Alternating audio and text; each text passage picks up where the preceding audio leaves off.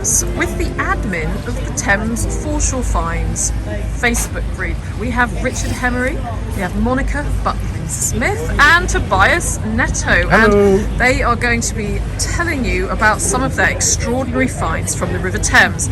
And we are going to start with the lovely Monika.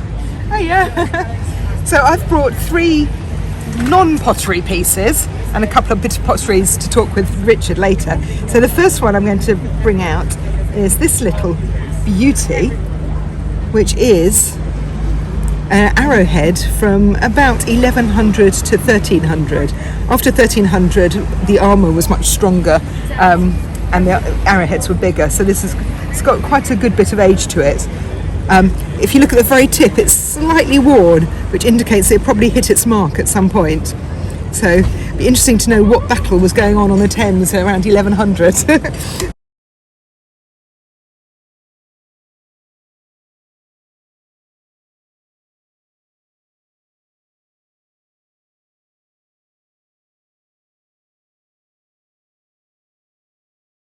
So my next little treasure, I like the box too. I like the boxes as well. The next little treasure is this one, which is the handle from a porringer. So a porringer would be a little pewter pot about that big, little bowl that would be used for supping wine or gruel or liquids. This one was ceremonial, probably never actually drank from, but it has a picture of Charles I from his coronation. And you can tell it's Charles I. He's got his little goatee beard, he's got his curly hair, short shoulder-length curly hair, and in one hand you can see the sceptre, in the other hand you can see his orb, his royal orb. So this was probably made as a coronation piece. Unfortunately, when Charles I was beheaded in 1649, I think, anything to do with Charles I would have been destroyed because you wouldn't want to show royalist tendencies. So it probably was broken and destroyed around that point. Which gives it a lovely little bit of history. The fact that it survived for so long until he lost his head, and then my little porringer lost its head too.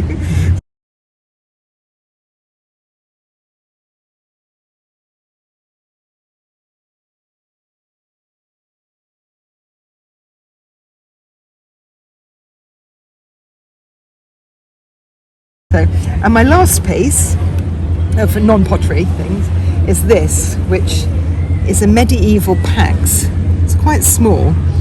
That figure there is St. John the Evangelist. In the centre there would have been Christ on the cross, and to the left would have been Mary. It would have been mounted on a piece of wood, and on the back of the wood there would have been a handle, and it would have been taken at high mass to every single member of the congregation to be kissed. And if you look at his face, it's actually worn away because it's been kissed by thousands of medieval Londoners, which when you hold something in your hand, you know it's touched somebody from the past. And knowing that this has been kissed by so many people in the past, to me is just kind of like magical. So my pax, to give it a little kiss.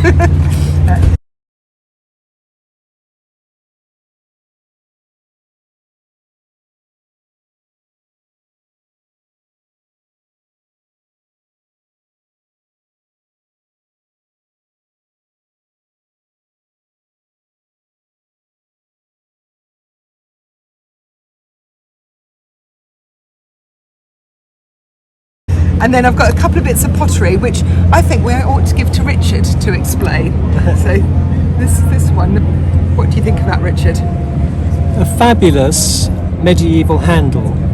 So they've put a thumb impression and then got a knife and stabbed it. This had 2 purposes. One, it's decorative, and also there's little marks, finger marks there. Decorative, for the pattern on the big jug handle, but also practical in that if you put it in the kiln, it helps the water vapour to escape while you're firing it for a thick piece of clay, and it doesn't explode in the kiln so often. This is from a massive jug which would be used at table to serve wine or water, and this is South Hertfordshire greyware, so this is quite early medieval, quite contemporary with your arrowhead, I think, Monika. So it's about 1190 to 1300, that sort of date, but a really chunky piece of pottery there. And then going forward a bit to Tudor times, you might think this is the base of the pot, but it's knife trimmed on the other side, which you wouldn't bother to do with the bottom, nobody's going to see it. So it's probably this way up, and it's a mammiform costrel. So a costrel is a drinking container with 2 lugs at the spout that you could hang from your belt, and people used to take it into fields to drink when they were farming and harvesting. And mammiform because it's sort of like breast shaped either side, so it's sort of like 2 halves and then luted together. So this would be 1 half. And it's a good shape, you know, for something you're going to drink from. It's a sort of symbolic shape. So yes, probably a Tudor date for that. You know, It's the first one I've 1500s. ever found. I've not seen any like that before. You can see the lugs sometimes that they put the string through and the cord to tie it to their belts, but the base bit is, or the side bit is more unusual, definitely. Yeah.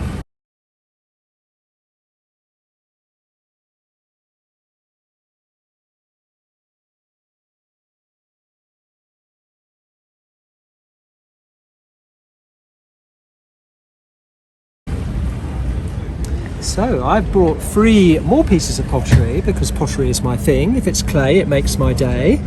So I've got 3 things that are relative to pottery production. So if I start with the earliest, this is the base of a medieval jug. And they used to thumb the base on the outside to help it stand on an uneven surface, because you wouldn't have a nice smooth table. You'd probably just put it on an earthen floor or a rough wooden table.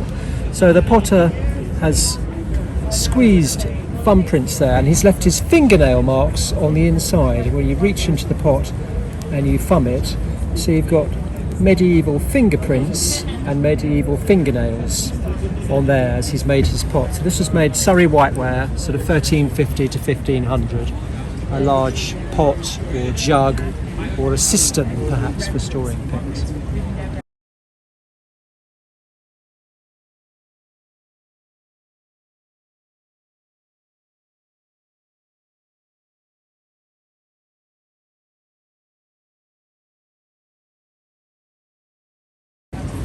And another bit of London pottery production, this is a trivet. So this is a bit later, this is late 17th or early 18th, from the tin glazed production. Everyone's heard of Delft and tin glazed ware. Well, they used to make large chargers, which were very highly decorated with Adam and Eve and the kings and queens of the time. And they fired them. To separate them in the kiln, they'd put a trivet between each one.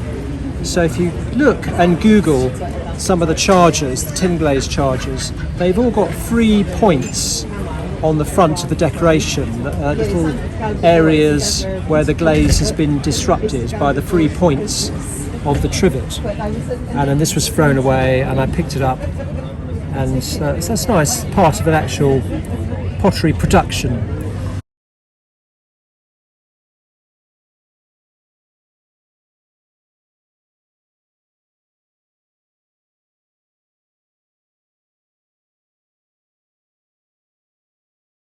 And then moving forward a little bit later, when London became one of the great stoneware making capitals of the UK, this is a sagger, so it's a vessel that you fire pots in the kiln.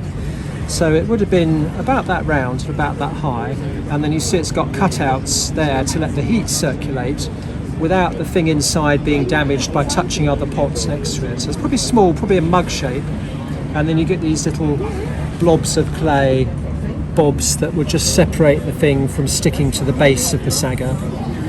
Stuart thought it was probably an early one, like late 17th century, like John Dwight, the famous stoneware maker. But it could also be 18th century from Lambeth or somewhere like that, where they made a lot of stoneware mugs.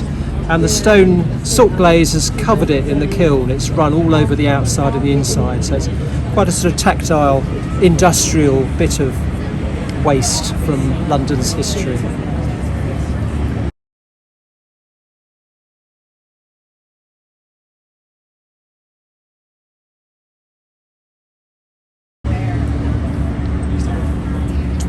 Now we're moving over to Tobias. Yeah, my first find, the find that I've chosen as number 1, is this Roman coin of the Emperor Magnatius. That's the way to pronounce it, isn't it? Magnatius. And dating 350 to 353. So he wasn't in power for very long.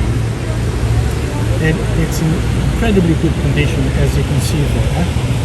The Victory and next to the altar, a holding shield, We've got a bit of wash going on here, so we just... and the portrait facing right in very good condition there. But what I would like to say is that the main reason, because I have found quite a few number of Roman coins, as you might remember, but this particular one here, not only is it in very good condition, but the Emperor Magnatius was, or he committed suicide on the 11th of August 353, and by coincidence or not, guess I found this coin on the 11th of August this year. So oh my god. I thought, it could be just a coincidence, spooky. but that is a bit spooky.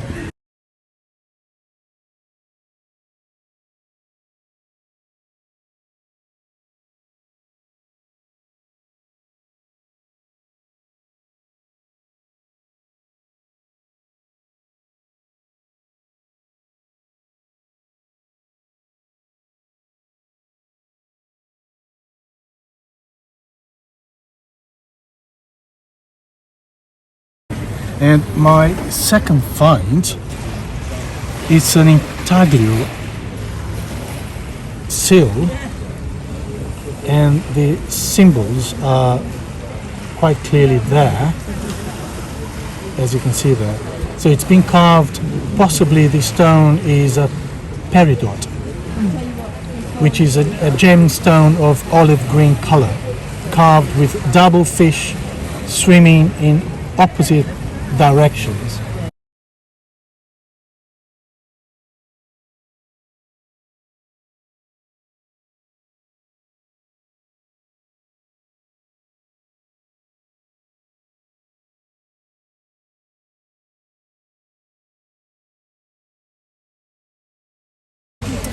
And finally, my ring, which it looks like a very ordinary ring. I have found, I think, about over 70 rings on the Thames Foreshore, but I brought this one along today, which I found this year, which has a gemstone, which could be a garnet. It hasn't been identified precisely whether it's a garnet or not, but if it's a garnet, I would call it a Thames garnet, and I've never ever found one. So for me, it's a very important. It's a garnet because it's that dark red, isn't Yes, it? It's not as light as ruby. Yeah, if I move it over there, you might be able to see it's a red color, and the ring design, it could be Edwardian, or it could be even earlier, Victorian, because I showed that to Stuart and he said it could be around that sort of period. In terms of the metal, it could be very low carat gold, and there is no hallmarks there, but the design indicates that it could be Victorian or, as I said, Edwardian. So I'm quite pleased with that. And there is a bit of a mystery about the Thames garnet, and maybe I'll leave Monika and Richard to talk a little bit about that, because they know more than I do. You know, there are so many garnets scattered around these days, but whether we can prove that or not, we don't know. It's the great Thames mystery, isn't it? It's a Thames mystery. There are suggestions that the garnets were used for sandpaper. They would be ground up very fine because they're very hard stone, and they would be pasted on paper and then used for sandpaper. And some of them are jewel quality, but most of them are quite coarse and not necessarily jewel quality. But they are so beautiful, and Nick, you've had some pretty garnets turned into jewellery, haven't you? So they do make some pretty jewellery. Yeah, no, I've been mudlarking and metal detecting for so many years, and I've never ever found one. And I will take you. I keep saying I'll take you. Yes, you will take me to the hospital. But all my larks I know, they at least have one, and I haven't got one. So this ring here is your official Thames garnet. There are patches where they turn up, yes, and you can find them. But Yeah, but I've never found one so beautifully cut and set as that. So. it's a much better quality one. Yeah. As you say, a lot of the other ones may be industrial.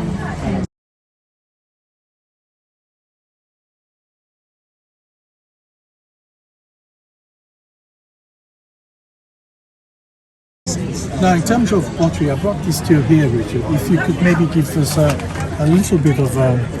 Yeah, this is a really nice spout. So it would have been round the rim of the vessel, probably a cooking pot. As you can see, it's got sooting on it, so I think it's been in the fire. And a short spout with a hollow in it to make it cooler. So when it's been in the fire, the hollow will cool down the handle so you can take it up and take it off. But either a skillet, which is an early sort of frying pan, or a pipkin, which is a free-footed vessel. This will probably date about 1550. The latest it would be is about 1700. And probably made in Surrey, Hampshire, borderware, I would think. Would you use a stick in the end of there to help lift it out the fire? Possibly, although it's quite a narrow hole, so it wouldn't be a very secure way. Yeah, because it'd be more of a twig. Unless you had an little iron. Yeah, you could use that. Yeah. But the hollow handle would make it much cooler than the rest of the vessel. Clay is quite a good insulator. But that's nice, and you can see, there's been some thumbprints where they've attached the handle to the vessel. So it's a beautiful find. I love the sooting. That's brilliant, isn't it? And where it's been in the fire, you can see the sooting on it. Takes you straight into the Tudor kitchen, doesn't it? Yes, exactly. If you've been to Hampton Court and all the Hampton Court kitchens there, they're amazing. Reenactment.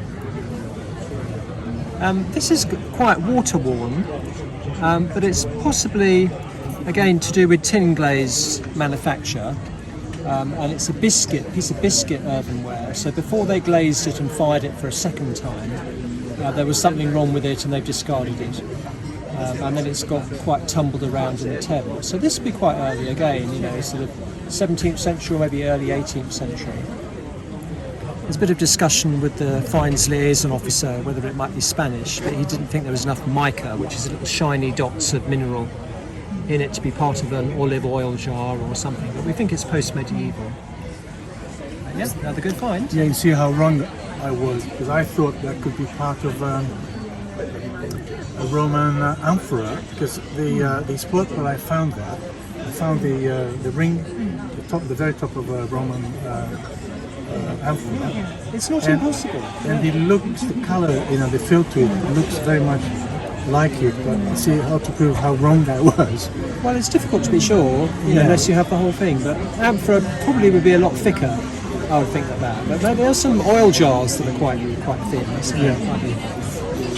well, some beautiful treasures from the River Thames, and that, ladies and gentlemen, is why they call it, or why it's referred to as liquid history. So very special, such a wonderful selection. And so, if I may ask, do you have anything on your wish list that you might like to find in 2022? 2022 is the year of the trader's token. Definitely. I'm very good at finding pottery, but my eye seems to be trained towards clay, so I'm not very good at finding coins, and I'd love to find a trader's token with a name you can research, from the mid-17th century. Whereas I'd like to find a bit of Roman pottery with a maker's stamp and a name in the middle that I can actually recognise. That would make me happy. Tobias? I'm going to dream big. I want to find another ring, but this time a Roman ring. Because I have a selection of rings, but none of them, very old in terms of Roman or. So that's it. So that's my brilliant. Well, I hope that the River Thames brings you all these wishes and much, much more next year. And if you don't yet subscribe or like the Thames Foreshore Finds Facebook group, then please go over and like it, because your life will only be enriched by all the wonderful treasures that the community post on the Facebook page.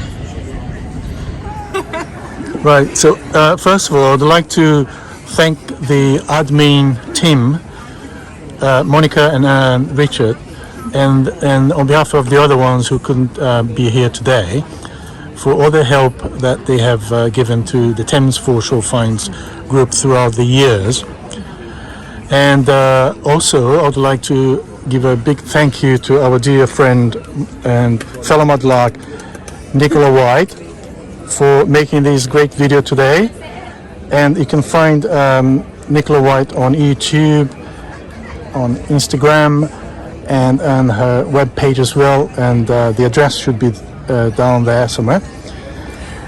And I'd like to thank all the members of the Thames Foreshore Finds for being a member of this group, which started back in 2014 and is still running. So we are now up to approaching 7,000 members. So thank you all. But most of all, we all would like to give a big thank you to our dear River Thames, because without the River Thames, we wouldn't be here today. Absolutely. So a Merry Christmas to everyone and a Happy New Year 2022. Thank you.